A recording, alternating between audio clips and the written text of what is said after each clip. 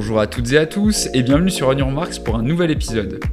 Aujourd'hui, je suis très heureux de vous retrouver pour un nouvel épisode et surtout pour le retour des formats un peu plus coulisses. Cette fois-ci, on est chez Salomon pour une rencontre exclusive avec Dorian Trébout, chef de produit sur les sacs depuis bientôt une dizaine d'années. Vous le savez, la pratique du trail est en pleine explosion. Il y a de plus en plus d'athlètes, de plus en plus de courses et l'attention médiatique autour de cette discipline explose d'année en année. J'avais envie de faire cet épisode parce que s'il existe énormément de contenu autour des chaussures, des athlètes, de l'entraînement, il y a un sujet qui reste étonnamment peu exploré malgré le fait que beaucoup d'athlètes achètent ces produits, c'est les sacs et gilets d'hydratation. C'est pourquoi j'ai proposé à Dorian d'enregistrer cet épisode où on va justement plonger dans cet univers en abordant 3 grands thèmes. D'abord, l'histoire et l'évolution des sacs de trail et le rôle clé qu'a joué Salomon dans leur démocratisation. Ensuite, les coulisses du développement produit, comment naît un sac, comment il est testé, avec quels athlètes, quelles problématiques ont les équipes pour mettre au point un nouveau produit. Et enfin, la vision actuelle et future de ce marché, qui existe depuis de nombreuses années, mais qui pourrait être amené à énormément changer dans les années à venir, entre innovation, usage et nouvelles pratiques.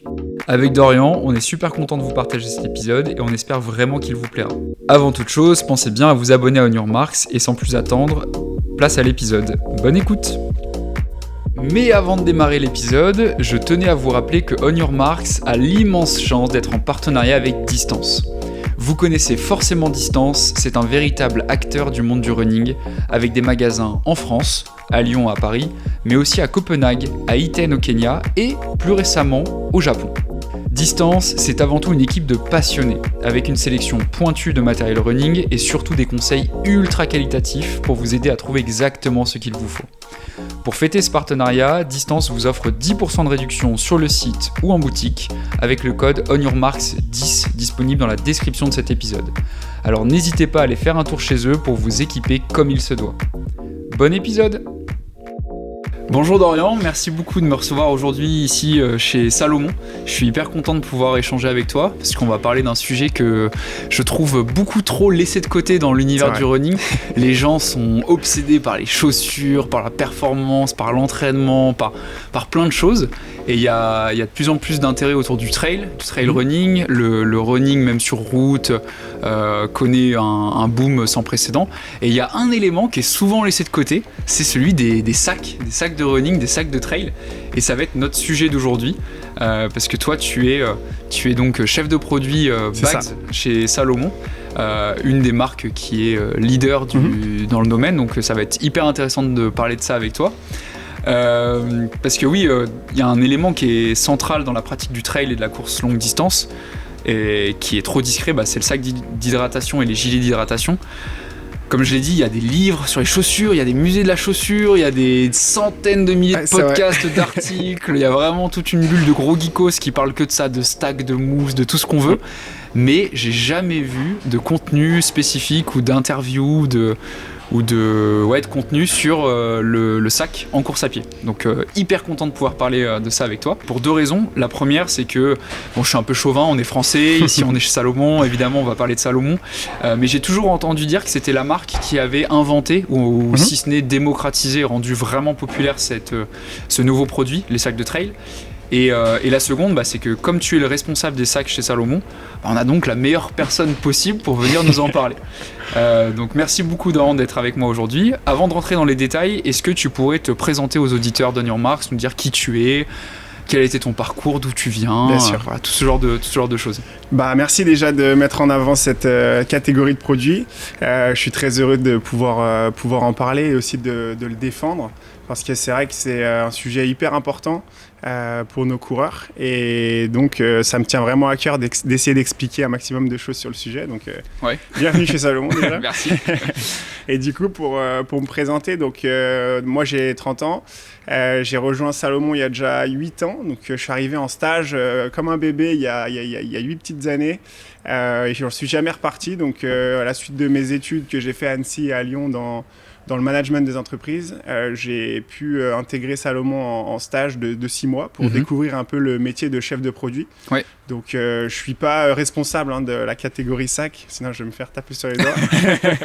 Je suis vraiment à César ce qui appartient à César. Bien sûr, je suis chef de produit, donc on reviendra un petit peu après sur ce métier et ce que ça veut dire, ce que ça signifie, mais du coup moi ça m'intéressait d'avoir cette partie marketing produit où on pouvait développer des gammes, ou en tout cas aider au développement des gammes et à l'amélioration des produits dans une marque. Et du coup moi je viens d'un petit village à 1 heure d'Annecy, donc Salomon ça a vraiment toujours été la marque qui m'a toujours fait rêver. Ouais. D'abord via le ski, via toutes les chaussures qu'on pouvait voir sur les pieds de mes parents ou de mes familles ou amis proches, un peu la bonne vieille speed cross que tu avais vissée au pied tous les week-ends. Et c'est vrai que j'ai toujours j'ai toujours été fan des produits Salomon très innovants. Donc là, je fais un peu de la pub, mais avant de venir, c'était déjà un peu le sentiment que j'avais. Et d'intégrer la marque, ça a été un vrai choc pour moi. Honnêtement, il y a à Annecy des centaines de personnes qui vont parler anglais dans un bâtiment, alors qu'ici, c'est pas le fort de tout le monde. Donc c'était intéressant d'intégrer une entreprise internationale comme Salomon et d'avoir les opportunités extraordinaires de développer des produits. Moi, c'est vraiment ça qui m'intéressait. Donc petit à petit, j'ai appris le métier avec la chef de produit de l'époque qui s'appelle Fabienne, qui a été un mentor pour moi, qui m'a vraiment fait tout découvrir de A à Z. J'avoue que j'avais pas une passion pour les sacs. J'étais venu découvrir un métier avant tout, et je suis vraiment tombé amoureux de cette catégorie qui est souvent mise de côté sur la partie running, parce que c'est vrai qu'on n'a pas trop forcément les connaissances de l'importance du choix d'un sac. On est un peu plus loin sur la catégorie randonnée, où là les gens ont un peu plus l'habitude, les pratiquants ont un peu plus l'habitude de faire attention au matériel qu'ils choisissent. Donc voilà, ça a été toute une formation et un apprentissage qui a été hyper intéressant pour moi, et j'ai pu petit à petit reprendre le flambeau du métier de chef de produit. Au bout de deux années. Donc c'était une vraie chance et fierté aussi de pouvoir intégrer l'entreprise à ce poste si jeune, parce que c'est vrai que j'ai commencé autour de 23-24 ans. Ouais, c'est hyper jeune, ouais. Ouais, c'est vrai que c'est l'opportunité qui a fait aussi qu'il y a eu des mouvements, on va dire, en interne, et j'ai pu obtenir le poste. Et pour moi, ça a été vraiment beaucoup de pression, mais pression positive, où il fallait être à la hauteur de tout l'historique, on va dire, de Salomon. Et ça a été vraiment passionnant. Et aujourd'hui, 8 ans après, je m'éclate encore tous les jours à venir au travail, à découvrir des pratiquants, à découvrir tout un tas de choses sur la technicité des sacs, comment on construit un sac, comment on les développe, comment on fait et où est-ce qu'on le fait. C'est toujours des sujets ultra intéressants. Donc, super. Je pourrais en parler des heures. Ça tombe bien, tu vas avoir à peu près 1 heure pour en parler, donc c'est top. Avant qu'on aille vraiment dans le gros de en quoi consiste ton métier, comment est-ce qu'on fait un sac, on va parler, alors dans ce podcast, on va parler donc de ton métier, on va parler de l'histoire et de l'évolution des sacs, parce que ce qui est cool, c'est que, on fait un peu de pub pour Salomon, mais c'est que c'est quand même une des marques qui a démocratisé le produit, donc c'est bien d'avoir une marque qui a un historique. Là, je vois que derrière toi, il y a plein de jolis sacs, avec plein de copains. Des trucs tout récents, des trucs beaucoup plus vieux, donc ce qui est cool, c'est que tu vas pouvoir nous montrer un peu par où vous êtes passé pour développer tout ça, l'historique de ça. Et ensuite, on va faire une ouverture un petit peu sur toi, ta vision. Tu as 10 ans d'expérience maintenant, donc un petit peu moins de 10 ans d'expérience, mais où est-ce que on va sur le sac de trail, est-ce qu'il y a d'autres choses intéressantes que toi tu pressens un peu pour le futur de ce produit, donc je pense qu'on va se régaler. Juste avant qu'on parle de tout ça, toi t'as dit que tu avais fait un master en management des entreprises. Ça a été quoi un petit peu ton parcours d'études avant d'arriver chez Salomon, du coup? Alors on va pas retracer dans les grandes lignes, mais dans les grandes lignes, moi je voulais un peu créer une entreprise. J'avais toujours eu cet esprit entrepreneurial que je recherchais, sauf que j'avais pas forcément d'idées, donc c'est un peu bête. Mais j'ai toujours voulu essayer d'apprendre un maximum de matières, on va dire, à l'école différentes pour pas être trop spécialisé et pouvoir être un peu un couteau suisse dans une entreprise ou peut-être qu'un jour à la tête d'une entreprise où j'avais un peu ce projet-là à la base initialement. Et du coup, j'ai pu commencer en GEA. Alors, je sais pas si ça s'appelle toujours comme ça ici. Ouais, ça s'appelle toujours comme ça. À Annecy, donc toujours très très local, pas très loin de chez moi. Un peu l'enfant qui a peur de partir. Et du coup, ça a été vraiment une super formation où j'ai pu apprendre toutes les différentes matières qui m'intéressaient, passer par un peu tout, et ça m'a vraiment développé pas mal de connaissances que j'utilise toujours aujourd'hui, notamment tout ce qui est gestion, même compréhension globale de tous les challenges que les différents métiers autour de moi peuvent... Gestion de projet, des choses comme ça, quoi. Okay. Gestion de projet, gestion globale, où aujourd'hui, même quand quelqu'un de la supply chain ou un designer va me parler, je sais à peu près ce qu'ils ont comme challenge parce que j'ai eu une formation liée à ça et j'ai continué un peu ce cursus-là à Lyon, à l'université. Donc, j'ai pas fait d'école privée, mais je suis un fervent défenseur des écoles publiques où tu as bien raison. Avoir aussi des parcours pro super intéressants sans forcément passer par les écoles privées. Ah oui, c'est top, je le rappelle un peu toujours, mais j'aime bien poser cette question parce que j'ai la chance d'avoir des gens sur Onion Marks qui font des métiers qui sont vraiment super cool. Et je pense qu'il y a pas mal de jeunes qui écoutent Onion Marks, donc c'est toujours bien de voir un petit peu par où sont passés ces gens pour atteindre leurs objectifs, avoir leur poste et tout, donc c'est cool que tu nous partages ça. Et toi, Dorian, ton lien avec le sport, c'est quoi? Parce que généralement, les gens qui bossent dans une entreprise de sport ont quand même un truc avec le sport. C'est quoi, toi, ton obsession, si t'en as une? Moi, je peux me passionner des heures devant du curling, du tir à l'arc, de la course à pied. J'aime vraiment tous les sports et cet esprit challenge, défi personnel que le sport va aller chercher au fond des coureurs ou des participants. Et j'aime beaucoup cet esprit entraide et collectif. Moi, je viens du foot comme un nombre énorme de personnes, mais j'ai pas fait carrière, bien sûr. Et, en fait, moi, j'ai basculé après le foot sur des sports d'endurance, notamment le vélo. Je suis un grand passionné de voyage à vélo et de trail, où le trail, ça m'a paru comme une évidence de pouvoir se faire plaisir en montagne. En courant, un peu plus dynamique que la randonnée qui me correspond donc un peu plus. Aujourd'hui, je voulais avoir un peu un sport qui allait me challenger physiquement. Et c'est vrai que je suis pas du tout un grand coureur, j'ai pas gagné de course et j'en gagnerai jamais, mais en tout cas j'ai la passion et j'adore ce sport-là. Tout ce qui est outdoor, je suis tout le temps dehors, sur les skis, en vélo, en trail. Donc c'est un peu une connaissance globale des sports qu'on peut retrouver ici autour d'Annecy. Et j'essaie de m'intéresser plus globalement via maintenant mon métier à toutes les grandes tendances qui peuvent arriver. Donc c'est vrai que c'est toujours pour moi passionnant d'aller rencontrer des participants d'un sport, d'aller rencontrer des athlètes pour comprendre les challenges qu'ils ont et essayer de les aider à améliorer leur expérience. C'est vraiment le but aussi du métier de chef de produit. Du coup, pareil, on en reviendra un peu plus tard, mais vraiment un passionné de sport en général. Ouais, toi, t'es hyper multisport en fait. T'adores ça dans son ensemble. Moi, j'ai tendance à vachement privilégier l'athlétisme et je suis très nul et je m'intéresse pas trop aux autres sports, mais toi, t'adores en fait 360 degrés. J'ai un peu le cliché de l'acheteur du journal L'équipe. Où je peux lire tous les sports et découvrir, passer vraiment du temps sur du kayak, sur plein de choses pour comprendre un peu mieux les détails de chaque pratique sportive. Et ça, je trouve ça passionnant parce qu'au final, les gens veulent juste s'éclater à l'extérieur ou en gymnase, peu importe, mais en tout cas, juste s'éclater et sortir un peu de leur quotidien. Et c'est ce que je trouve intéressant. Super. Et donc là, pour revenir sur ton poste actuel, donc tu as dit tu es Product Line Manager Bags. Est-ce que tu peux nous expliquer en quoi ça consiste? Parce que bien sûr. Je pense qu'il y a plein de métiers qui gravitent autour de l'écosystème du développement de produits. J'ai déjà fait quelques épisodes là-dessus, chez KeepRun, chez Salomon, chez On, sur différents métiers. Mais est-ce que tu peux nous dire, en fait, grosso modo, dans l'équipe Bags de Salomon, toi, qu'est-ce que tu fais? Avec qui tu travailles? Qu'est-ce que tu ne fais pas? Qu'est-ce que les autres font? Tu vois, un petit peu nous donner un peu l'architecture de ton équipe. Alors, en français, je suis chef de produit. Donc, le mot chef, il est un peu dur. Je l'assume pas trop. J'espère pas être un chef et c'est pas du tout le rôle que j'ai chez Salomon. En fait, pour expliquer d'une manière plus simple possible, j'essaye d'être...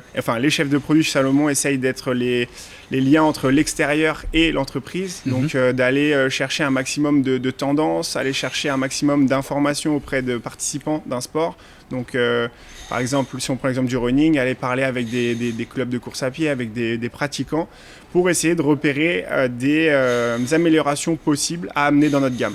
Okay. Donc l'idée, c'est toujours d'améliorer la gamme qu'on a aujourd'hui, d'avoir cette idée de trouver des innovations ou des améliorations incrémentales, donc sur des produits existants. Et c'est vraiment l'interface entre l'extérieur et l'intérieur de l'entreprise où on doit être la voix en fait du consommateur. Donc le consommateur, c'est la personne qui va acheter par exemple un sac de trail running qui est identifié avec différents profils qu'on essaye de bâtir en interne. Pour satisfaire ses besoins, on essaye de discuter un maximum avec lui et avec l'univers dans lequel il vit et il pratique son sport. Et c'est tout le challenge de ce métier, c'est vraiment d'être en lien permanent avec des communautés et des personnes qui pratiquent les sports. Et après, en interne, c'est pas juste de donner l'information, c'est vraiment... Ce serait trop facile sinon. Ouais, ça serait facile. C'est vraiment de suivre la gamme et de créer ce qu'on appelle des briefs produits, donc c'est des gros cahiers des charges. Pour des projets qu'on veut lancer 2 ans en avance. Donc il faut savoir que nous, toutes nos gammes sont travaillées 2 ou 3 ans et parfois plus en avance. Donc, comme les chaussures au final. Comme les chaussures, on est sur le même calendrier chez Salomon. Et du coup, l'idée c'est vraiment de donner un cahier des charges le plus précis possible à nos équipes de designers, de développeurs. Donc c'est toutes les personnes avec qui je travaille au quotidien. Pour qu'ils puissent passer à une phase d'idéation, donc créer une idée autour du cahier des charges que j'ai pu créer et après réaliser ces idées directement en usine. Donc là, c'est le rôle du designer et du développeur. Le développeur qui va directement aller en usine et pouvoir créer les produits concrètement pour que le pratiquant final l'ait en main. Donc en fait, c'est toute une chaîne de développement qui va de la tendance qu'on a repérée sur le marché jusqu'à le magasin qui est en magasin. Le produit qui est en magasin, c'est mieux dans ce sens. Et l'idée, c'est de suivre chaque étape pour s'assurer qu'on respecte bien ce cahier des charges initial que j'ai pu bâtir, bien sûr avec l'équipe. On n'est pas, je ne suis pas un chef comme on dit, mais on est plutôt là pour coordonner tout ça et aider à avoir les meilleurs produits possibles sur le marché. Donc au quotidien, je vais être vraiment... c'est marrant parce que cette idée de couteau suisse que j'avais initialement en tête lors de mes études, je la retrouve vraiment ici où je vais à la fois être en contact de designers, de développeurs, de nos merchandisers, de la partie un peu plus commerciale, donc comment vendre aussi nos produits partout dans le monde. Je vais être aussi en contact avec tout ce qui est supply chain. Donc c'est vrai que c'est hyper intéressant de voir la pluralité de métiers autour du métier de chef de produit. Et moi, c'est ce qui me plaît énormément et c'est un peu cet aspect entrepreneur que j'avais en tête. Sauf que là, on se bat pour une marque et pour une catégorie. Et quelle fierté, honnêtement, de voir les produits en magasin Salomon et le mieux de les voir sur le dos des... Ouais, ça doit être vraiment cool ça parce qu'au final, en 2 ans, c'est relativement court. Donc, ce que je veux dire, c'est long, bien sûr. Ça doit être, tu dois avoir plein de galères pendant 2 ans. Mais ce qui est cool, c'est qu'entre le moment où tu briefes un truc et le moment où tu vois ton produit fini à la fin, quoi. Ouais, bien sûr. Ce qui est hyper intéressant, c'est d'aujourd'hui aller dans un magasin et de se replonger un peu 2 ans en arrière avec les idées qu'il y avait à l'époque, de se remettre un peu dans le contexte, pourquoi on a lancé ces projets-là. Parfois, on se trompe et c'est aussi... on essaye de se tromper le moins possible, bien sûr. mais parfois on peut lancer des projets qui n'ont pas eu l'aura ou le succès attendu et parfois on a des réussites et c'est notamment la beauté du gilet de trail qui a été lancé il y a une grosse quinzaine d'années maintenant et quand on voit que c'est un peu le rêve ultime en fait de créer un produit qui révolutionne le marché. Aujourd'hui, je ne sais pas si dans ma carrière j'aurais l'opportunité de lancer un produit comme la veste d'hydratation. Je me bats au quotidien pour essayer de trouver des idées aussi dingues et qui révolutionnent. Vraiment, j'insiste sur ce mot parce que c'est vraiment ce qui s'est passé. Révolutionne le marché. Et c'est vrai que c'est un peu le rêve ultime, quoi. C'est un peu la Ligue des Champions du chef de produit. Qui arrivera à ramener un truc disruptif qu'on n'a jamais vu et qui changera l'univers du trail ou de la rando ou de je sais pas trop quoi. Ouais, alors je veux pas aller trop sur des terrains, on va dire dangereux pour moi, mais sur la chaussure, c'est un peu la plaque qui est arrivée et tu te dis bien, pas bien, peu importe, je veux pas rentrer là-dedans. Mais en tout cas, c'est demain si on crée une chaussure. Je sais pas, pour un 3e pied qui n'existe pas et que tout le monde veut l'adopter, ça sera fou et on essaye tous de trouver un peu cette innovation qui donnera de l'air aussi avec les concurrents parce qu'aujourd'hui c'est des marchés, le trail running qui sont en plein boom et c'est compliqué d'être toujours leader ou en tout cas de se battre pour garder une place sur le marché. C'est très concurrentiel en ce moment. Ça on aura l'occasion d'y revenir. Et dernière question du coup un peu sur l'écosystème de ton équipe et tout. Vous êtes combien en fait chez Salomon on va dire à toucher le Bags? Alors, on est une quinzaine dans l'équipe, en incluant vraiment assez large. Et après, on a des designers, des développeurs. Je ne veux pas forcément trop rentrer dans le détail. Et c'est un peu notre popote interne. Bien sûr. Mais en tout cas, oui, on a 4-5 personnes qui gravitent au quotidien et qui tournent. Non, mais plus, on a une dizaine de personnes qui sont au quotidien focalisées sur les catégories SAC. Et après, on travaille par catégorie de métier. Donc, moi, je suis le seul chef de produit.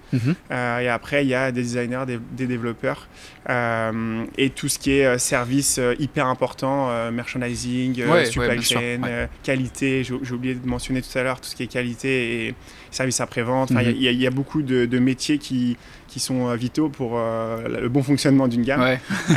Mais souvent, on les oublie ou on n'en parle pas assez. Parce qu'on parle souvent, quand on parle de création d'offres, on va parler potentiellement chef de produit, des designers et des développeurs. En fait, il y a plein de gens derrière. Il y a plein de personnes. Donc, quand je dis une grosse dizaine, j'en oublie. Je suis désolé d'ailleurs. On fera la liste. On fera la liste. Je mettrai les noms. Non, mais super. Écoute, Dorian, merci beaucoup pour ta présentation et ton introduction. C'était hyper clair. J'ai l'impression que tu es vraiment hyper passionné par ce que tu fais. Donc, c'est toujours hyper intéressant de discuter avec des gens qui sont passionnés par leur travail. Donc c'est top. Maintenant, ce que je te propose, c'est qu'on rentre dans le vif du sujet et qu'on fasse une plongée dans l'univers des sacs d'hydratation.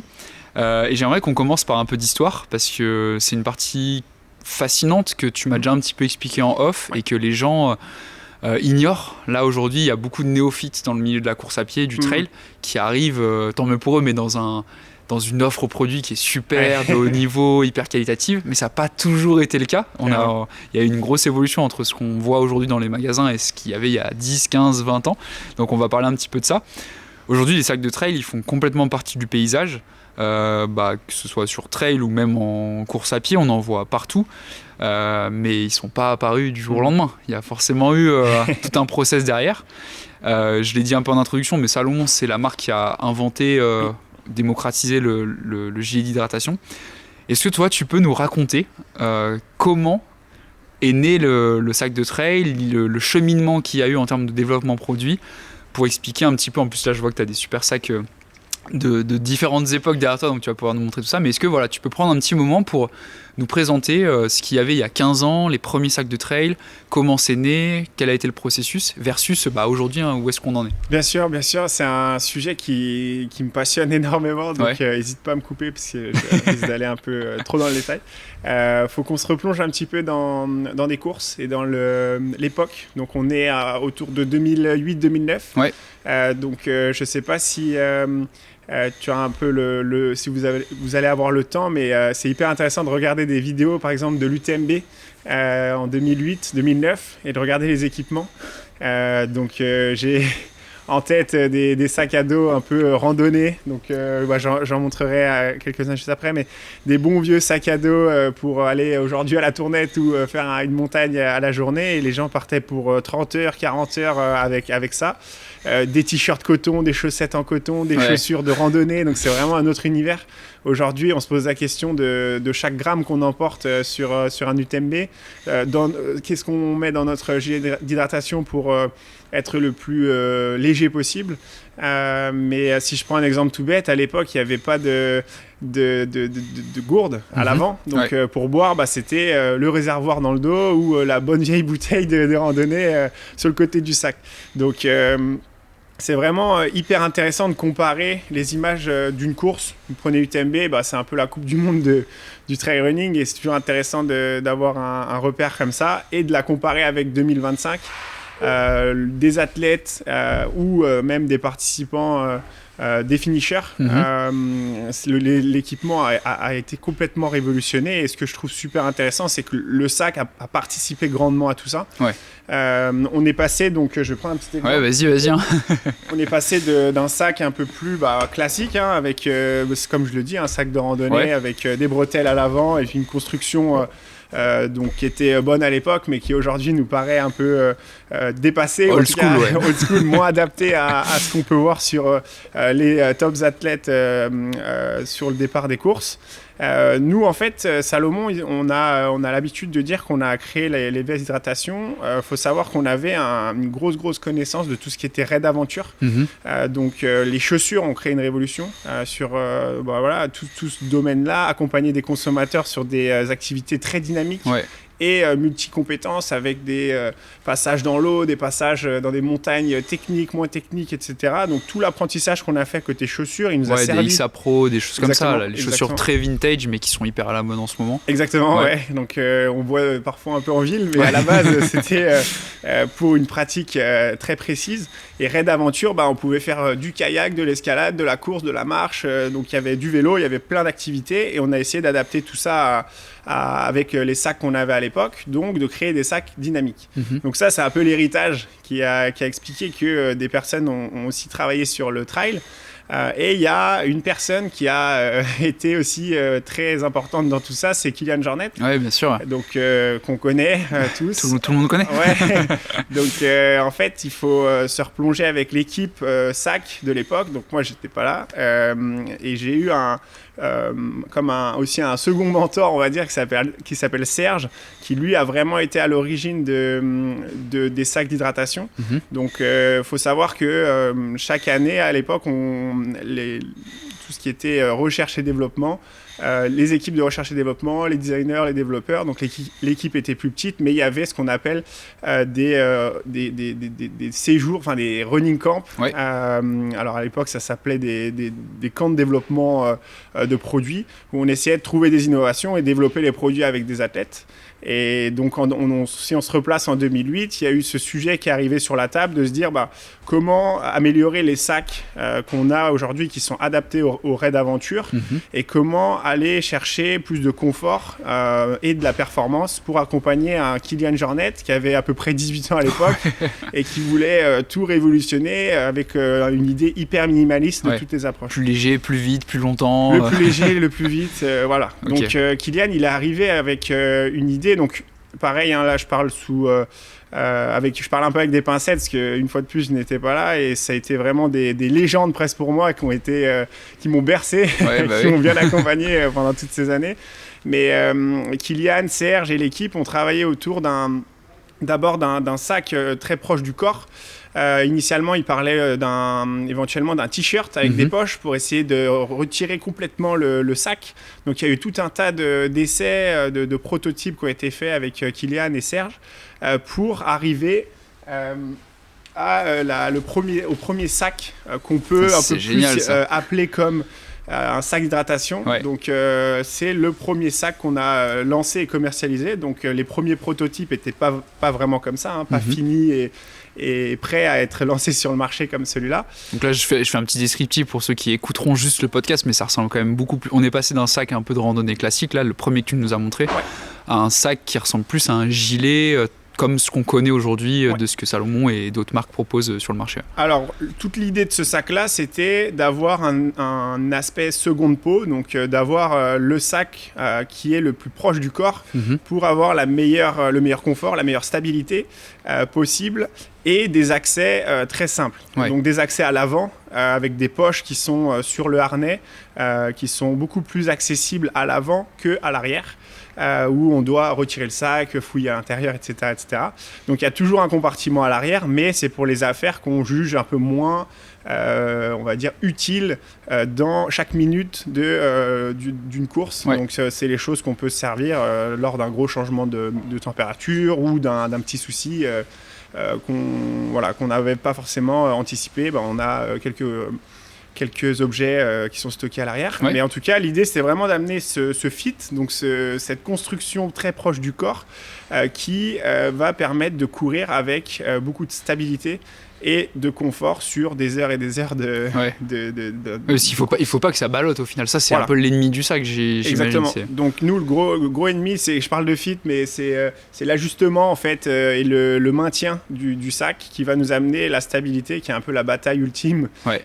Pour nous, c'est comment mettre 1 litre ou 2 litres sur le corps d'un coureur et que ça soit le plus stable possible. C'est un peu le challenge, plus tout le matériel obligatoire qu'on a aujourd'hui, des listes à rallonge qui sont importantes, je pense, parce qu'on évolue quand même dans des contextes dangereux, ou en tout cas, c'est pas des courses où on est en ville, où on peut s'arrêter à tout moment. Ouais, c'est des milieux, ça reste de la montagne, exactement. C'est hostile. En plus, nous, on connaît l'UTMB, certes, c'est en France, mais j'imagine que vous avez aussi, comme Salomon, c'est une marque internationale, j'imagine que vous faites attention aux trails dans le monde entier. Il y a des trails au Népal, des trails en Argentine, des choses comme ça. Bien sûr. C'est intéressant de tester ces sacs dans toutes les conditions météorologiques et dans pas tous les pays, mais en tout cas dans différents environnements pour savoir comment ça réagit. Donc, je parle beaucoup de Kilian parce que ça a été l'athlète qui a été vraiment le lien direct avec la pratique et l'équipe Bags, mais il y avait aussi Ryan Sandes, il y avait aussi tout un tas d'athlètes qui faisaient partie du team, avec qui on a développé à cette époque-là le sac pour qu'ils répondent à plus de morphologie possible et qu'ils les accompagnent à gagner des courses aussi. On va pas se cacher. L'idée, c'était d'avoir un nouveau produit qui était révolutionnaire. Alors à l'époque, on savait pas que ça allait créer tout ça, mais en tout cas d'accompagner nos athlètes avec une nouvelle Formule 1 pour qu'ils puissent gagner des secondes sur des courses et gagner des courses. Donc ça, c'était vraiment le projet de base, c'était de se dire ok, on a du matériel obligatoire, on a des sacs actuels qui fonctionnent plus ou moins, qui bougent, qui peuvent amener quelques douleurs autour du cou, sous les bras, dans le dos. Et comment essayer de simplifier tout ça et d'amener une solution plus adaptée à ce besoin. Et j'insiste vraiment sur le mot besoin parce que c'est tout ce qu'on essaye de creuser au quotidien, c'est de se dire qu'est-ce qu'un pratiquant a besoin ou quels sont les problèmes qu'il rencontre et comment on peut trouver des solutions. Et cet exemple-là, il est vraiment hyper parlant où on se dit le besoin, il était sous les yeux de tout le monde. Et pourquoi Salomon a trouvé ça avant les autres, ça c'est un peu la question. C'est le heureux hasard du contexte, de plein de choses. La bonne personne au bon moment, au bon endroit. J'ai tendance à dire que c'est le bon athlète avec la bonne personne qui a les connaissances, le savoir et la passion, les idées, ou en tout cas les personnes ici aussi en interne qui sont capables de créer un prototype et de lancer quelque chose en 6 mois. Donc ça a été très rapide. Très rapide. L'idée est arrivée, donc, comme je le disais, pendant ce running camp, où en fait on a l'idée c'est de demander aux athlètes de s'entraîner sur une période, de collaborer avec les équipes en interne sur des projets futurs et d'essayer de, comme là, lancer des produits. Et là, je pense pas qu'ils se rendaient compte de l'importance de l'objet qu'ils allaient lancer et de la révolution que ça allait amener. Et si je fais un saut directement à 2025, aujourd'hui, il y a plus de 90 marques qui font des gilets de trail. Donc, c'est énorme. C'est clair, c'est très concurrentiel. Et c'est ultra concurrentiel avec plus ou moins des innovations qui arrivent chaque saison. Et ce qui est intéressant, c'est de quand même, je trouve que dans tous les gilets de trail qu'on retrouve sur le marché, on retrouve cet ADN du fit qui est très proche du corps, les accès qui sont très simples à l'avant et dans le dos avec certaines constructions de poches qui permettent d'accéder à du matériel dans le dos. Mais en tout cas, on retrouve cet ADN qui a été créé avec les moyens de l'époque. Et je trouve ça hyper intéressant. Et si je prends d'autres exemples... vas-y, montre-nous. Aujourd'hui, donc en 2025, si je vous montre l'évolution un petit peu des gilets de trail, donc on a un sac qui était déjà une révolution à l'époque, avec un fit différent, avec des poches, avec des accès qui étaient différents. Mais aujourd'hui, on est capable d'aller sur quelque chose de beaucoup plus minimaliste. On est proche d'un t-shirt quasiment avec des poches, avec des matières ultra respirantes et des accès qui sont tout aussi performants. Donc là, je vous parle de notre gamme qu'on appelle S-Lab. Donc c'est vraiment nos Ferrari à nous, les produits les plus performants. Pour les athlètes, en général. Les athlètes. L'idée, c'est d'aller les aider à remporter les courses avec les meilleurs produits possibles. Et je trouvais ça intéressant de comparer un peu ces deux générations de produits. Bah ouais, c'est super de voir ça. Ouais. Mais c'est marrant parce que oui, on voit que ça a l'air mieux, mais ça reste quand même dans la même vibe que ce que tu montres là, le premier. Bien sûr, attention à ce que tu dis, parce qu'il y a quand même 15 ans de réflexion. Bien sûr. Mais il y a une évolution logique, quoi. On voit, bien sûr, le travail. C'est toujours cette identité, vraiment cet héritage qu'on a conservé. Donc, si je vous donne un peu des noms pour les connaisseurs, ce produit-là, il s'appelait le S-Lab Advanced Skin. Oui. L'idée, c'était d'aller chercher... Donc, le S-Lab Advanced Skin, on l'a fait évoluer. Et aujourd'hui, on en est à la 8e génération. Et on a toujours l'Advanced Skin dans notre gamme. Et bien sûr qu'on a gardé les identités et on l'a amélioré d'année en année. Donc, je pourrais partager un peu une frise d'évolution, c'est pour ça que ça intéresse. Mais il y a 2-3 petites améliorations qui vont sûrement vous parler. Par exemple, donc, on a travaillé sur ce projet en 2008 avec Kylian. Kylian a gagné l'UTMB en 2009 avec déjà des premiers sacs qui étaient révolutionnaires comme ceux-là. Jusqu'à 2011, c'était très athlète et très limité en termes d'accès aux produits pour la masse des participants. Après, on l'a vraiment lancé sur le marché en 2011. 2013, on a ajouté les flasques. Ouais, ça aussi, c'est une énorme révolution là-dedans. Donc, pour répondre à la question que j'ai souvent, non, les flasques n'ont pas été inventées directement au lancement du produit. Initialement, on a fait pas mal de tests. Et par exemple, au tout début, on avait des bouteilles qui étaient stockées à l'avant. Donc, des bouteilles, par exemple, de 1 litre, je ne peux pas citer de marque, mais bouteilles plastiques qu'on peut mettre sur le harnais. Truc classique, quoi. La chose toute simple. Ou surtout, on mettait des réservoirs de 1 litre ou 2 litres dans le dos. Donc, ça, c'était vraiment le camelback. Tout le monde appelle un camelback, mais bon, c'est une marque, donc je fais attention de ne pas le dire. Donc, c'était une solution. Ou après, il y avait un peu des bouteilles un peu plus plastiques qui étaient développées avec des formes différentes, avec des idées et des innovations qu'on essayait de trouver.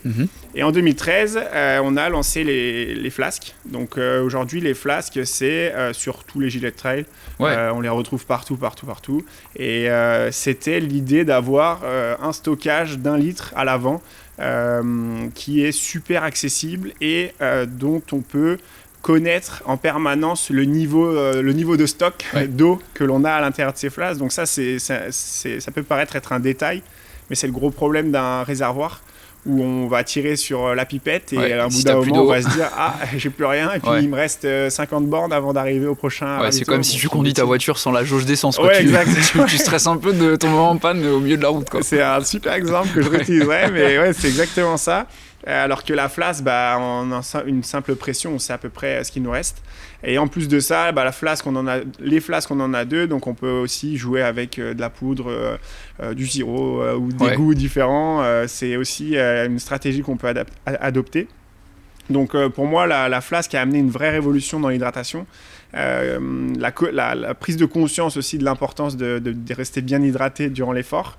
C'est vraiment un objet qui a pour moi révolutionné aussi complètement le marché. Parce que on va avoir l'occasion de discuter un peu plus de la technique, là ça va être le second point, mais moi j'aimerais bien qu'on regarde un petit peu justement, pour moi il y a 2 choses que je trouve hyper intéressantes. C'est le fait que de plus en plus, alors que tu l'as dit, il faut se replonger dans l'époque 2008. T'as des gens qui nous racontent qu'ils ont fait l'UTMB en short, t-shirt, en mangeant des bananes et des biscuits secs, quoi. Vraiment, là où maintenant les gens ils sont sous nutrition hyper poussée, sous hydratation, et du coup on a vraiment compris que l'hydratation c'était un des succès de réussite, parce que sur des courses comme ça, si t'es pas hydraté, ça marche pas. Et moi la question que je voulais te poser aussi, c'est tu l'as très bien, t'as expliqué au début, donc c'était un lancement plutôt projet athlète. Exactement. C'était quelques sacs pour quelques athlètes de haut niveau chez Salomon. Vous aviez pas du tout eu au début la volonté de le commercialiser, c'est vraiment venu après? Comment ça s'est passé un petit peu à ce niveau-là? Je pense que l'idée, elle est tout de suite liée à ça. L'idée, c'est dans ce genre de projet innovant. L'idée, c'est d'être le premier aussi à lancer cette innovation sur le marché. Donc, à partir du moment où il y a des dessins, où il y a des produits concrets qui commencent à sortir ou à être testés sur le terrain, il y a un peu le risque d'avoir des concurrents qui apprennent aussi tout ça. Sûr. Et l'idée, c'était de sortir le plus rapidement possible aussi cette innovation. Pas simplement pour les athlètes, mais dans un but commercial, bien sûr, parce qu'on fait partie d'une entreprise où on cherche aussi à développer des produits pour Salomon. Et on voyait un intérêt très important pour les athlètes et aussi en démocratisant les produits qu'on avait, parce qu'il faut s'imaginer qu'au début c'était c'était un peu du bricolage, quoi. C'était les premiers tests, c'était des protos, on n'avait pas du tout une veste comme là je vous présente. C'était plein de dessins, de choses, de tests, d'allers-retours et ça a pris 2 ans avant d'avoir un projet qu'on peut commercialiser également sur le marché, parce que en fait avoir des idées, faire des prototypes, ici on a les structures chez Salomon pour tout faire en interne, pour faire des tests, pour avoir concrètement des produits sur le dos de nos athlètes qui sont extraordinaires. Mais derrière, aller industrialiser tout ça, c'est compliqué. C'est plus compliqué. Et il faut aussi former les usines avec lesquelles on travaille pour qu'elles soient capables de respecter des niveaux de détail et d'exigences qu'on a sur les fits, les constructions qui sont vraiment très poussées. Donc aujourd'hui, je vois déjà comme... on a des retours avec les usines où des fois on les challenge énormément. Alors à l'époque, quand on est arrivé avec ce genre de produit, je pense que ça devait être des discussions. Ils ont dû vous prendre pour des zinzins. Souvent en fait, les personnes qui étaient là à cette époque nous disent que l'idée du gilet de trail, elle a été quand même vachement, on va dire, challengée par beaucoup de personnes, parce que c'était un style qui était complètement révolutionnaire, quoi. On arrivait avec quelque chose de très proche du corps, comme une brassière.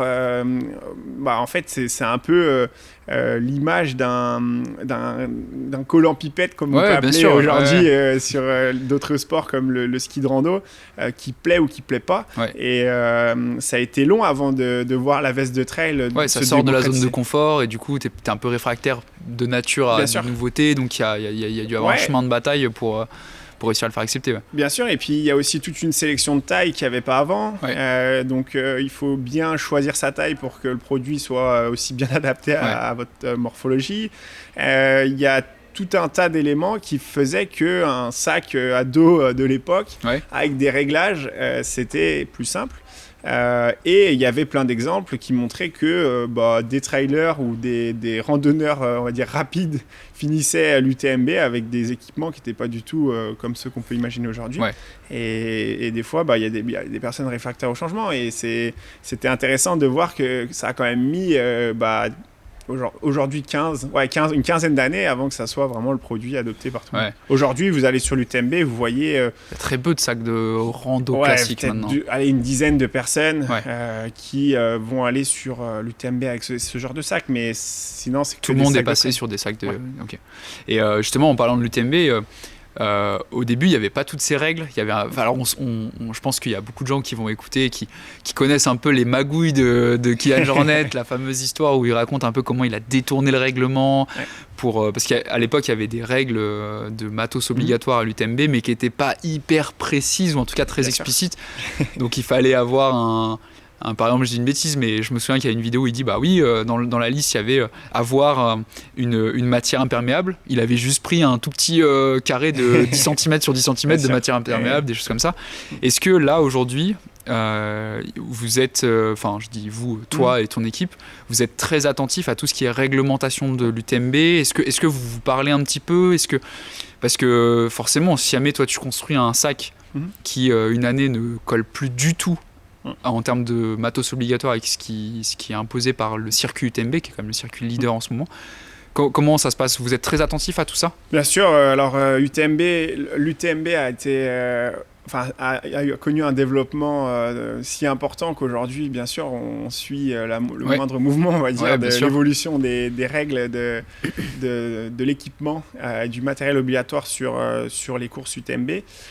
Mais on va aussi suivre énormément de règles sur d'autres types de courses, marathon des sables par exemple, ou des courses où, à l'inverse, il y a beaucoup moins de matériel. Donc ça c'est un peu un exemple qui est intéressant, c'est que oui, l'UTMB, demain, ils vont dire il faut un pantalon plus chaud. Nous, on sait que les poches vont devoir être un peu plus grandes. Voilà, okay. Mais par contre, si on prend une course aux États-Unis, comme la Western State ou la Hard Rock, là, il n'y a pas de matériel forcément obligatoire, où il est beaucoup plus limité. Et bizarrement, c'est là où nous, on va être presque plus challengé, parce que ça va être beaucoup plus du portage d'eau à aller chercher ou du minimalisme. Donc après, il y a plein de solutions. Ça peut être une gourde à porter à la main, une ceinture, un sac. Donc on essaye toujours d'avoir les produits adaptés aux courses que l'on cible. Mais pour revenir sur la question, oui, bien sûr, aujourd'hui, on a la chance d'avoir différentes gammes de produits. Et c'est ça qui va nous aider aussi à répondre à des évolutions de listes de matériel obligatoire. C'est-à-dire qu'un athlète ultra minimaliste qui va prendre le départ d'un UTMB, il va pouvoir partir avec un 6 litres. Un sac 6 litres, c'est ce sac-là. Ouais, c'est minuscule. C'est comme je me vois pas faire 173 bornes avec juste ça. Ouais, mais après, pour autant, il y en a qui vont le faire.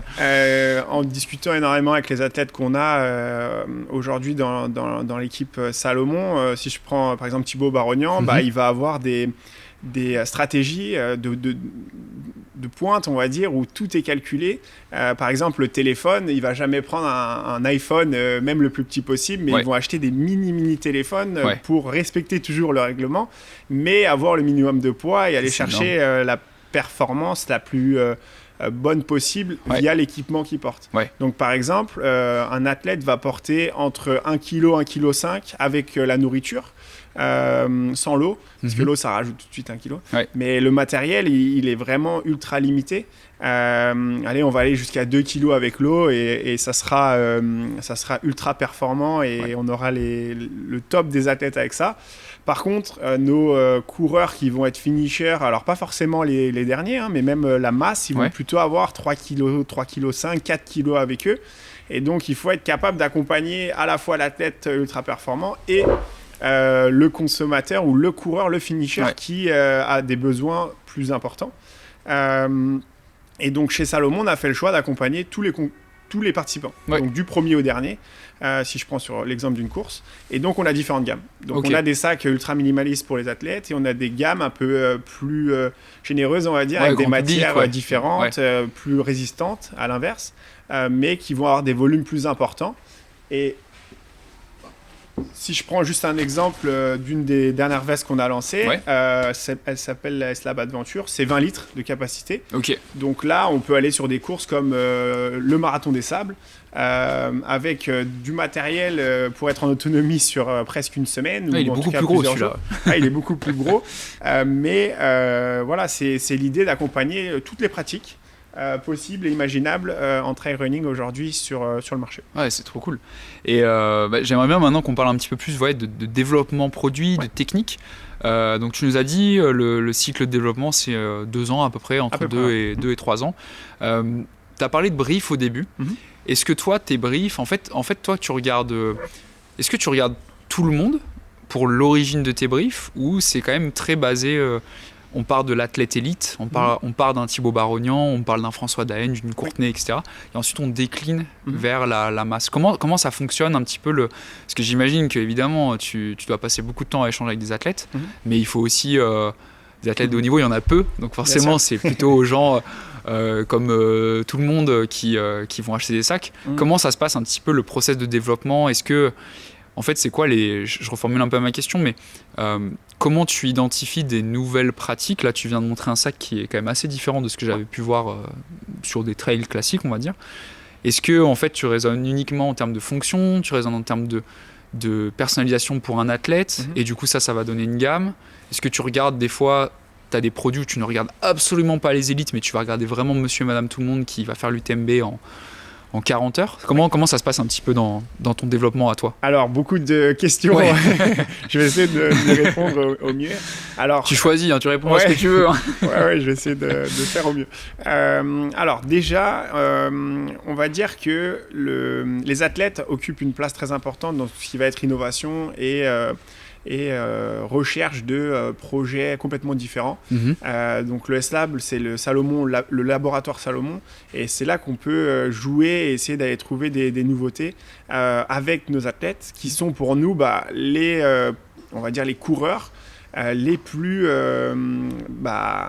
performants et les plus grands connaisseurs du sport. Ouais. Alors des fois on a des athlètes qui sont plus ou moins intéressés par le développement produit, mais en tout cas dans la pratique et dans on va dire la technicité, c'est vraiment c'est vers eux qu'on se tourne, c'est leur métier, ouais. C'est leur vie, c'est vraiment eux qui vont pouvoir aller nous challenger, je trouve, le plus sur du détail. Donc là on a cette capacité d'avoir les innovations et des nouveautés avec nos athlètes. Et bien sûr l'équipe, parce que c'est pas forcément l'athlète qui va dire tiens, le projet innovant que j'ai en tête c'est ça, c'est plutôt des échanges sur les problèmes et les besoins que les athlètes rencontrent, enfin les problèmes qu'ils rencontrent et les besoins qu'ils ont, qui vont faire naître des produits avec des échanges avec nos designers notamment, qui vont trouver des idées et des solutions et tout ça. Ouais. Donc ça, c'est un premier point. Et tout ce qu'on va essayer de développer et de lancer sur nos projets S-Lab, on va nous les intégrer dans la gamme petit à petit. Donc derrière, je vous parlais du sac Advanced qui a évolué 8 fois. C'est aussi via ce canal-là qu'on a par exemple amélioré les flasques, qu'on a potentiellement amélioré la légèreté ou certains accès qui sont clés pour des athlètes et qui au fur et à mesure vont être très importants pour des participants moins élites. Ouais. Voilà. Donc après ça c'est un peu un cycle continu d'amélioration de nos gammes via la source, on va dire S-Lab. Et après, toute l'importance de mon métier, oui, bien sûr, ouais. Faut aussi que je fasse un peu de pub pour moi, c'est d'essayer d'aller, comme je disais, trouver des tendances. Donc tendance, ça peut être sur le marché, sur des nouveaux, comme je disais, sur des nouveaux sports, sur des concurrents, sur des nouvelles pratiques, pour essayer de comparer avec ce qu'on a et d'améliorer nos produits en fonction de tout ça. Donc typiquement, si demain on se rend compte que la protection contre la pluie ou les intempéries en Norvège ou en Écosse, ça devient primordial, et on va pouvoir faire une gamme dédiée de produits pour ces personnes-là. Okay. Et c'est ce qu'on a fait sur certains projets, sur un projet que j'ai en tête. Et l'idée, c'est vraiment d'aller répondre à un problème qu'un participant ou un consommateur rencontre. Et pas forcément un élite, ça peut être aussi, et bien souvent c'est aussi la masse des coureurs qui vont nous apprendre des milliers de choses. Ouais. Donc on améliore aussi vachement nos gammes sur ce genre de problèmes que les personnes rencontrent en pratiquant le sport. Et donc pour ça, moi je participe à beaucoup de courses. Alors je vais pas courir, mais je vais aller observer beaucoup de courses. Je vais aller aussi beaucoup dans les magasins, voir ce qui se fait, les nouveautés qui arrivent.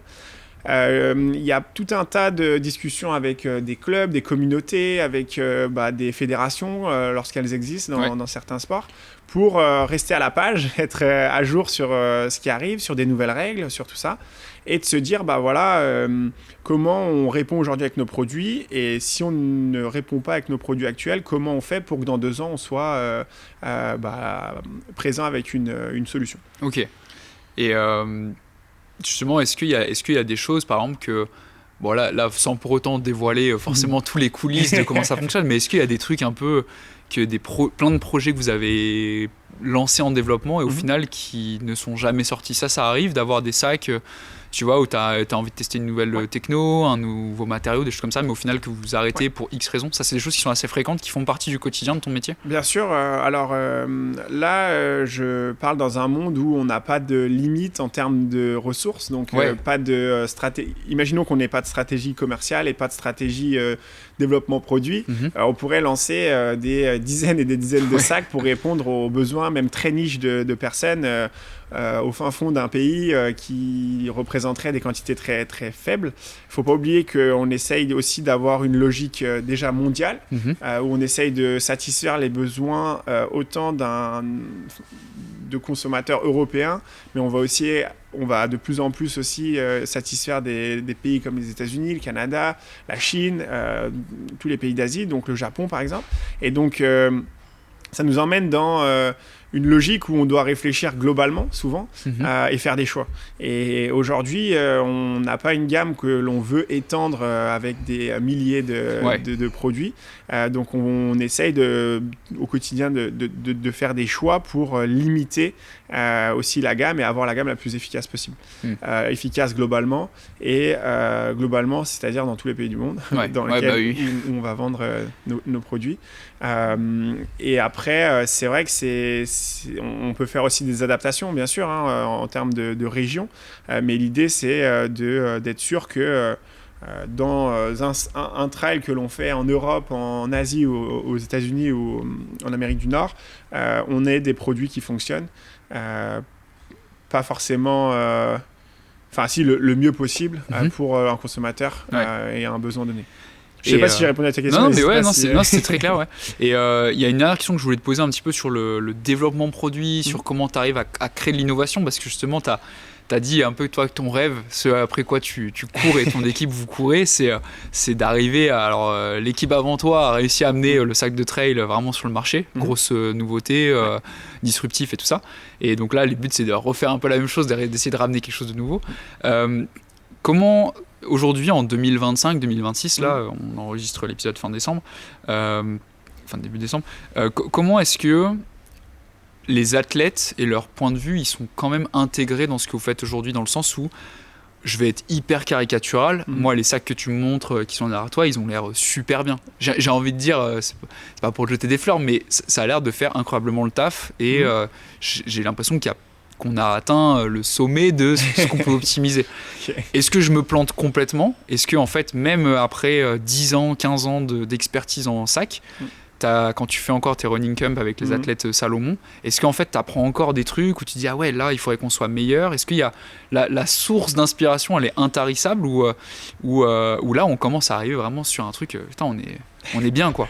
Alors c'est une question assez délicate. Ouais, bah oui. Parce que bien sûr qu'il y a beaucoup de recherches que l'on fait, et toute l'idée derrière notre travail, ça sera de creuser ce sujet-là. Aujourd'hui, bien sûr qu'un sac de trail, quand on a des poches à l'avant, à l'arrière et des flasques, c'est vrai que ça, pour un consommateur qui n'est pas forcément expert, un sac, un gilet de trail et un autre vont beaucoup se ressembler.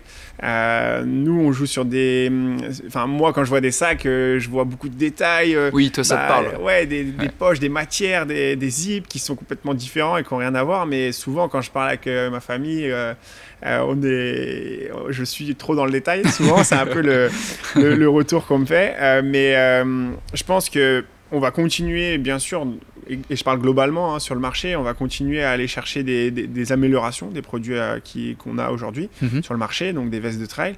Il y a des exemples d'insertion de flasques, il y a des exemples de poches qui ont des entrées différentes, des zips, pas de zip, des matières qu'on utilise, qui sont plus ou moins respirantes, plus ou moins étanches, recyclées.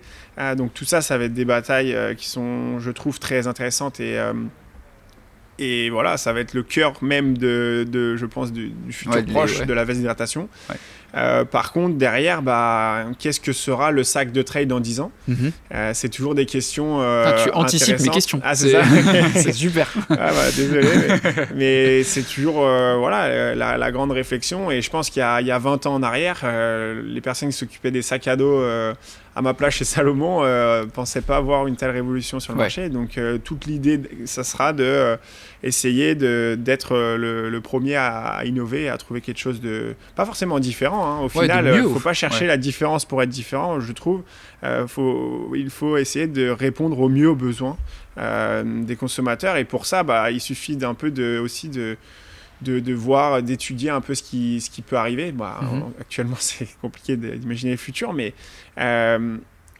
je prends un exemple tout bête, mais demain, s'il fait 10 degrés de plus, quelle est la conséquence sur des sacs, quoi. Donc, c'est plein de réflexions qui sont ultra intéressantes et qui nous poussent au quotidien à se dire, Voilà, est-ce qu'il y a des secteurs qu'on n'a pas creusés, qu'est-ce qu'on peut voir arriver dans le futur. Ouais. Et après, il faut que je m'arrête là pour pas trop en dire.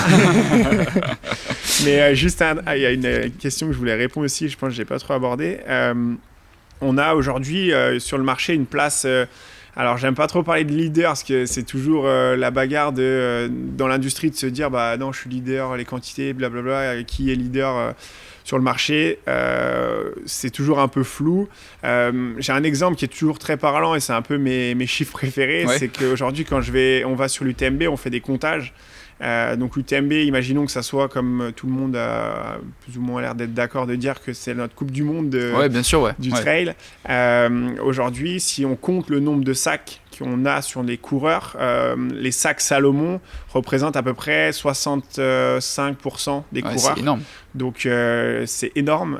Ça traduit aussi tout cet héritage et tout cette expertise que Salomon a réussi à garder au fil des années et qui est, je trouve, reconnue via ces personnes qui font un UTMB.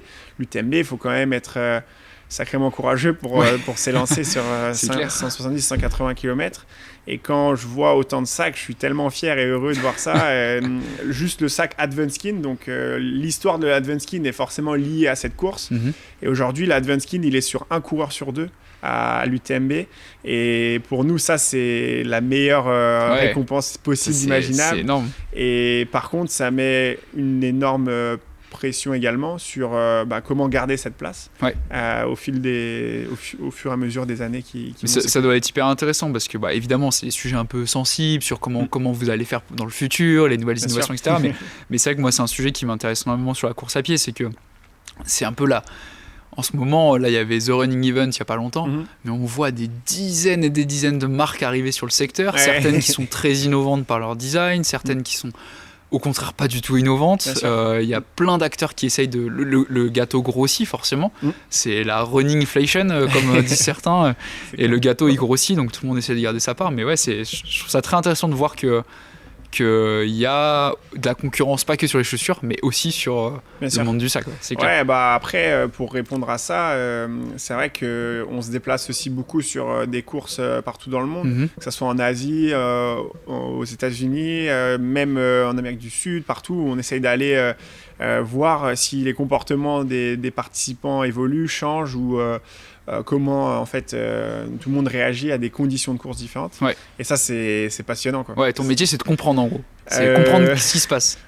C'est vrai, c'est en tout cas d'être au courant des tendances. Je pense que ça c'est vraiment le point clé, c'est vraiment de pas passer à côté d'une grande tendance qui arrive. Moi demain ce qui me fait le plus peur c'est un peu ça quoi, c'est de se dire mince j'ai pas vu ça quoi. Il y a une question aussi que je voulais te poser. C'est des copines, quand je leur ai dit que j'allais faire cet épisode-là, elles m'ont dit il faut que tu lui poses la question. C'est que j'ai souvent entendu dire, alors je dis au sens général de l'industrie, c'est pas, je pointe pas forcément Salomon du doigt, mais j'ai souvent entendu dire que les femmes, côté sac de trail, sac de course, elles étaient un peu délaissées pour ces produits parce que c'est pas toujours évident pour elles de trouver des sacs qui fonctionnent bien avec la poitrine. Il y a des immenses disparités sur les morphologies féminines de hanches, de taille, d'épaules, de poitrine, etc. C'est un sujet, vous, que vous prenez en compte chez Salomon quand vous développez des sacs ? Alors oui, on dirait un peu une publicité que je vais faire, mais on a lancé une version spécifique femme de notre sac Advanced en 2017. Et depuis, on fait évoluer ces sacs-là. L'idée, c'était pas forcément lancer une couleur rose et une couleur différente. Et une taille qui est réduite. Par exemple, on peut très bien voir sur certains produits une taille, on va dire, double XS qui va satisfaire, on va dire, entre guillemets, une morphologie peut-être plus petite ou différente. Nous, l'idée, c'était vraiment d'aller chercher à épouser la morphologie féminine au maximum. Et on a créé un fit spécial. Donc ça, c'était le postulat de base, à se dire aujourd'hui, 2025, si vous regardez le nombre de coureurs en France qui se déclarent coureurs sur des études, il y a 49% de coureuses qui sont des femmes. Et j'ai un peu peur de dire des pourcentages parce qu'on peut toujours les remettre en question, mais disons... Grosso modo, c'est moitié-moitié, quoi. Voilà. Disons qu'il y a presque un coureur sur deux qui est une femme. Et si on regarde les offres produits, notamment des sacs, il n'y a pas un sac sur deux qui est dédié aux femmes. Et donc nous, l'idée, c'était très vite de lancer une gamme dédiée, donc des projets de différentes catégories de produits qu'on a pour satisfaire les filles et les femmes qui ont des morphologies complètement différentes des hommes. Et en fait, quand on a lancé ces projets-là, bizarrement, c'est jamais des gros succès parce que nos sacs sont initialement unisexes, donc vendus comme unisexes. Ouais. Donc un fit qui se doit de matcher avec les hommes et les femmes. En fait, cet argument d'avoir vraiment un fit qui vient épouser et s'adapter à la morphologie féminine, eh ben, ça transformait pas vraiment et ça transforme toujours pas énormément en magasin. Et j'en ai discuté la semaine dernière avec des magasins Salomon et ils nous disaient qu'en fait, dans toutes les études qu'on peut faire, on n'a pas forcément la volonté des femmes d'aller acheter un sac spécifique femme. Ah ouais, ok. Donc ça, moi, je suis toujours très, très surpris et j'appelle toutes les filles à se révolter un petit peu et à dire non, on veut des produits adaptés. Donc, il y en a qui existent, il y a des marques qui apparaissent, qui vendent des produits spécifiques femmes. Et nous, c'est toujours un sujet qu'on a traité, qu'on traitera parce que c'est hyper important. Je pense que l'importance d'aller soutenir et amener du support sur la poitrine, notamment des femmes, c'est un sujet qui est hyper important et qu'on délaisse énormément. Alors, toutes les études et les discussions que j'ai pu avoir aussi viennent me conforter dans cette idée-là, mais sur le terrain, on a du mal à voir des produits femmes adoptés par les femmes, ou en tout cas, c'est pas la masse. Il y a aussi un autre facteur qui joue aussi, c'est que quand on parle, moi quand je parle beaucoup avec nos athlètes féminines, elles ressentent pas forcément ce besoin-là, avec aussi des morphologies athlétiques qui ont pas forcément aujourd'hui ce besoin de support ou de maintien. Mais c'est vrai que c'est des sujets qui restent pour moi hyper surprenants de ne pas avoir plus de demandes de ce côté-là, alors qu'on a les produits, on a la réflexion derrière, on a des vrais marrant, arguments. Tout est disponible. C'est je fais marrant, ma petite pub, mais en tout cas sur le marché il y en a de plus en plus et c'est toujours pas adopté comme on imagine. C'est étonnant parce qu'autant, tu vois, c'est... Bon, pour les chaussures, je suis pas biomécanicien, je connais pas du tout la spécificité de la foulée féminine par rapport à celle d'un homme, donc à la limite, je suis pas surpris qu'il y ait des chaussures mixtes. Mais pour autant, on a des vêtements pour femmes, des vêtements pour hommes, avec des coupes différentes et tout, et ça me paraissait... en plus, il y a tellement un sujet brassière. Bien sûr. Je vois sur les réseaux beaucoup de vlogs de femmes qui disent c'est compliqué de trouver des bonnes brassières, etc. Moi, je m'attendais à ce que tu me dises on est au courant, les femmes, elles nous demandent, elles nous harcèlent pour qu'on leur donne des sacs à leur morphologie, et en fait, pas tellement finalement. En fait, pas assez, quoi. J'ai l'impression. Parce que, alors après, ça traduit aussi un autre point positif, c'est que le fit de nos produits unisexes correspond aussi à des coureuses, on va dire, athlétiques, et elles se retrouvent avec des produits qui leur correspondent. Mais après, dans la sélection des tailles, moi, je peux vous dire, quand je vais sur des courses, des gilets avec les deux bretelles qui se touchent, ou des gilets trop petits avec les bretelles qui, on va dire, s'échappent des épaules, j'en vois énormément. Des gens qui choisissent mal leur taille. La sélection de la taille, elle est primordiale et hyper importante, et aujourd'hui, je pense qu'il y a une vraie éducation à faire autour de ça. Et je pense que le fit d'une veste de trail n'est pas encore forcément compris, ou en tout cas adopté par tout le monde. Mais l'expérience d'avoir une veste à votre taille, c'est rien à voir, c'est le jour et la nuit avec une veste de trail qui est trop grande ou trop petite. Donc ça, c'est un premier point. Et en fait, les sacs spécifiques femmes, en tout cas chez Salomon, ça se joue énormément sur la construction intérieure, et ça va pas forcément être visible à l'œil nu dans un magasin. Donc si on n'a pas aussi l'éducation et l'explication d'un vendeur qui va dire non, attendez, vous avez un sac spécifique femme, on peut très bien arriver devant un mur et se dire tiens, ça c'est le sac Advanced-Skin, je le prends, alors qu'il y avait l'Advanced-Skin spécifique femme à côté qui était aussi utilisable et qui aurait été peut-être plus adapté à des morphologies notamment plus généreuses, et ça c'est des vrais sujets hyper importants. Et dernier point là-dessus, parce que c'est vraiment, en fait, on est... Non, mais je vois que t'es passionné, donc c'est cool. En fait, pour moi, c'est 50% de la population qui n'a pas forcément la réponse adaptée. Si elle utilise un sac pas à la bonne taille ou pas adapté à la morphologie. Et c'est vraiment, pour moi, hyper c'est préoccupant, quoi. Ouais. Je me dis, on a des réponses et j'ai envie de le crier sur tous les toits du monde, quoi. Bien sûr. Mais dernier point, on a une équipe science avec qui on travaille énormément aussi au quotidien et qui nous aide beaucoup sur ces sujets-là. Et je peux vous dire que quand on commence à gratter un peu autour de l'importance d'être bien soutenu autour de la poitrine, tout ce qui est maintien, support et stabilité, c'est vraiment, vraiment clé. Et c'est des sujets qu'on doit... il faut faire la sensibilisation autour de ces sujets-là parce que c'est demain, alors je ne veux pas dire que c'est dangereux, mais je veux dire c'est des vrais sujets à considérer quand on a de la poitrine et qu'on utilise des sacs trop grands, quoi. Ouais, bien sûr. Ou pas adaptés, quoi. Ouais. Ah, hyper intéressant.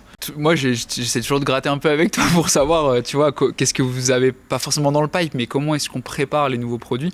Donc moi, il y a une question que j'aime bien demander aux chefs de produits, c'est de s'imaginer un petit peu dans le futur à quoi ça ressemble, à quoi ressembleront un peu les produits sur lesquels ils travaillent. Bon, évidemment, tu bosses sur des projets top secrets, donc tu peux pas tout nous dire, mais là, est-ce que tu peux nous partager un petit peu des visions sur des tendances qui vont arriver? Là, il y a peut-être des choses dans ces prochains mois. Il y avait The Running Event. Moi, je suis beaucoup ce qui se passe, évidemment, sur tout ce qui est matos. J'ai vu, par exemple, que Salomon sortait des chaussures de gravel, donc une hybridation entre chaussures de trail, de route. Est-ce que c'est des choses, par exemple, où toi, tu collabores avec tout ce qui se fait au niveau du footwear, au niveau de l'appareil, pour proposer aussi des produits sacs qui vont dans ce sens-là? Ouais, complètement. Nous, l'idée, c'est de bénéficier aussi de la force des autres services. Ouais. Et donc, oui, nous, l'équipe SAC, on est le petit bateau qui suit le grand bateau, on va dire, du footwear, des chaussures Salomon, qui connaissent beaucoup de succès sur le marché. Et typiquement, cet exemple du gravel, je pense que c'est un bon exemple pour un peu... expliquer aussi les innovations et ce qu'on peut faire sans que je prenne trop de risques. Ouais, bien sûr. Donc là, on est fin 2025 et début 2026, on va lancer nos gammes de produits et de sacs gravel. Ouais. Oh, le teaser. Attention. Donc, c'est une exclusivité, Mathis. Yes. Donc, ce qui est intéressant, c'est qu'on a par exemple ce sac-là qui est un concept qu'on veut lancer sur le marché pour... accompagner le lancement des chaussures et compléter les silhouettes, donc notamment les vêtements gravel qui vont être... les vêtements Salomon qui pourront être utilisés aussi en gravel. Et donc là, on est sur des gilets complètement différents de ce que j'ai pu vous présenter tout à l'heure. Ultra minimaliste pour un consommateur et un coureur qui va pas forcément avoir besoin de courir avec le matériel de l'UTMB. Donc là, on est typiquement, vous habitez à Paris, vous avez besoin d'un peu d'eau pour vos sorties longues. Donc vous avez 1 litre de capacité à l'avant, une poche téléphone zippée pour ne pas le perdre, un peu de nourriture et à l'arrière, vous pouvez mettre dans une poche, ce qu'on appelle une poche tunnel, une veste et c'est tout. Ça, mais c'est top, ça. Et l'idée, c'était vraiment d'aller chercher aussi un style différent pour un pratiquant qui a aussi un style différent. Donc, c'est pas forcément le trailer qui va courir à Paris. L'idée, c'est de pas d'avoir le style chaussettes hautes, bœuf et casquette très, très, très running. Très montagnard, très montagnard dans les rues de Paris, mais d'essayer d'aller chercher un style qui est complètement différent et des bénéfices qui sont associés à ça. Donc, toute la construction est faite pour amener beaucoup de stabilité, qui est toujours le cheval de bataille, un peu, qu'on parle depuis tout à l'heure, et les accès à l'eau, accès à l'hydratation, accès aux équipements. Donc, bien sûr que sur des projets comme ça, on se fait super plaisir. Là, franchement, c'est des designs qui sont extraordinaires et que moi, je trouve super cool et qui sont différents. Donc, c'est tout l'intérêt aussi de pouvoir jouer et compléter des grandes histoires que la partie chaussures ou vêtements va lancer et dont on va participer. Enfin, voilà, on va en faire partie et c'est des super nouvelles. Mais c'est top parce que... tu vois, moi, c'est un peu mon feedback coureur sur route. Moi, je suis très, très mauvais trailer. Je suis ça avec beaucoup d'attention, mais c'est pas forcément mon univers. Mais ça parle parce que je vois de plus en plus on l'a dit un petit peu en début d'épisode, mais de néophytes running. Bien sûr. Avec beaucoup de gens qui se mettent à faire du marathon, qui se mettent à faire des courses sur route. Et c'est vrai qu'un sac de trail, moi, j'ai toujours vu ça avec un peu de dissonance. C'est-à-dire des gens qui ont besoin de boire parce que, mine de rien, quand tu fais 4 heures au marathon, 4h30, 5h, 6h, tu as besoin de boire, ça reste des efforts hyper longs. Et pour autant, c'est vrai que j'avais toujours trouvé une dissonance à voir des routards avec des sacs de trail. Ouais. Et au final, là, c'est une belle application du running, en fait, plus que du trail. Alors après, nous, c'est ce que là, on va vraiment aller chercher le gravel running. Donc, c'est aussi c'est différent du marathonien qui va qui va avoir un style aussi adapté à sa pratique et différent. Donc là, il y a vraiment cette identité qui est différente, le style qui est très important pour ce coureur, et c'est ce qu'on a voulu aller chercher avec ce projet. Ouais, c'est top. Bah écoute, Dorian, l'épisode touche maintenant à sa fin. Merci beaucoup d'avoir participé, j'espère que ça t'a plu. Bien sûr, c'était un vrai plaisir de Tu m'as dit que c'était la première fois que tu faisais un épisode de podcast, je trouve que tu t'en es très bien tiré, donc merci pour ta très belle performance, et merci de nous avoir ouvert les coulisses de comment ça fonctionne, l'univers du sac, l'univers du bac, parce que moi je trouvais ça hyper intéressant d'en parler. On parle beaucoup de chaussures, beaucoup d'entraînement, mais au final le sac c'est toujours l'équipement qui est un peu mis de côté, et pour autant je pense que ça va intéresser beaucoup de gens, parce qu'il y a de plus en plus de trailers, de gens qui font de la course à pied, donc tout est intéressant dans ce sport. Alors comme le veut la tradition, Dorian, pour conclure, est-ce que tu aurais un message, quelque chose à partager, quelque chose qui t'intéresse particulièrement en ce moment, en lien avec le sport, et que tu aimerais partager avec nos auditeurs qui écouteront cet épisode? Ok, donc je vais faire gaffe, pas trop parler de tendance et dévoiler trop de secrets, mais je pense que le message clé que j'aimerais donner, c'est vraiment de prendre le temps de bien choisir la taille de son sac. Aujourd'hui, je pense que toute votre expérience sera complètement différente si vous vous trompez dans la taille que vous choisissez. Pousser aussi une petite alarme auprès des coureuses. Il y a des sacs qui sont adaptés à votre morphologie, et je pense que ça c'est important de bien le souligner. Il faut pareil choisir le bon produit à la bonne taille pour avoir la meilleure expérience possible. Et derrière, faites-vous plaisir avec les différentes poches et différents accès. Nous, on se bat pour vous donner la meilleure expérience possible. Donc, il faut en profiter et bien sûr jouer avec ces produits qui sont avant tout des objets que moi je trouve magnifiques, mais c'est pas des vaccins, quoi. On peut se faire plaisir et jouer avec ces produits-là à l'extérieur, et je pense que c'est le plus important. Trop cool. Et est-ce que tu aurais un ou une invitée à me recommander, ou alors quelqu'un qui toi t'a profondément inspiré dans ce sport, dans cette industrie? Ça peut être un peu large, mais est-ce que tu aurais des gens que tu conseillerais, est-ce que tu aurais des gens qui t'ont marqué et que tu invites les auditeurs à suivre, à découvrir, à rencontrer, à contacter? Alors, y en a plein. Alors, le premier, ça serait Serge, qui a été vraiment le créateur de ces sacs. Il est passionnant, et franchement, vous le croisez dans l'entreprise, vous pouvez l'écouter des heures et des heures parler des sacs. Donc ça, c'est vrai que si vous avez l'opportunité de le croiser, il est toujours très accessible, on va dire. C'est pas du tout une rockstar qui est devenue intouchable à la suite de la création de ces sacs-là. Et après, moi je suis vraiment fan de beaucoup d'athlètes qu'on a chez Salomon, donc une Courtenay, un François. C'est vraiment hyper intéressant de voir toutes leurs aventures. D'autant plus qu'ils utilisent nos produits, enfin moi en tout cas, ils utilisent les sacs qu'on travaille, et c'est toujours chouette. Et aussi tous nos athlètes, donc aussi le petit Cocorico, mais les Thibaut, les Camille, Marianne qui n'est pas forcément française mais adoptée.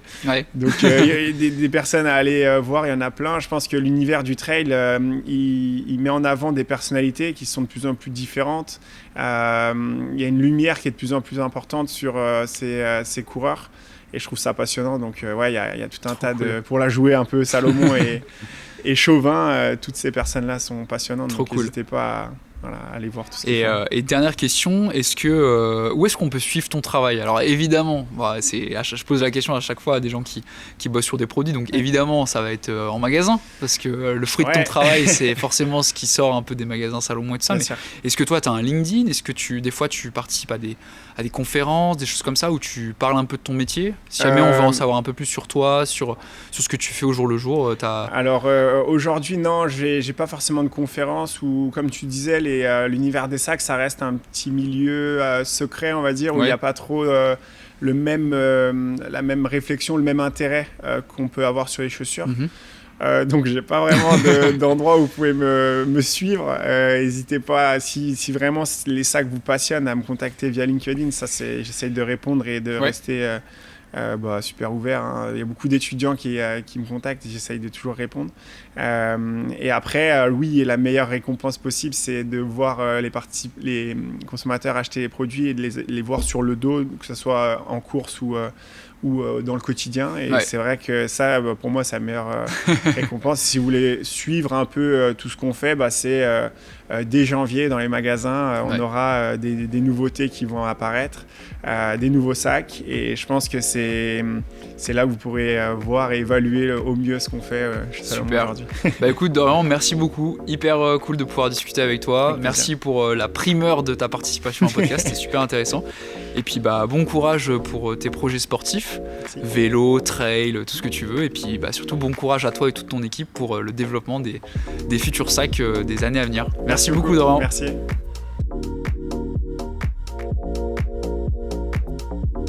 Merci à vous d'avoir écouté ce nouvel épisode d'On Your Marks avec Dorian Trébou de Salomon.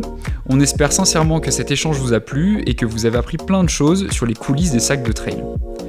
Si vous souhaitez soutenir le podcast, le meilleur moyen, c'est tout simplement de partager cet épisode autour de vous, à vos amis, à votre club ou sur vos réseaux sociaux. Vous pouvez aussi nous suivre et nous soutenir sur YouTube, Instagram, Spotify, Deezer, etc. en mettant des likes et surtout des commentaires. C'est vraiment ce qui nous aide le plus à faire grandir On Your Marks et à continuer à inviter des profils passionnants et très intéressants. En attendant le prochain épisode, n'oubliez pas, faites du sport et surtout, allez courir. À très vite!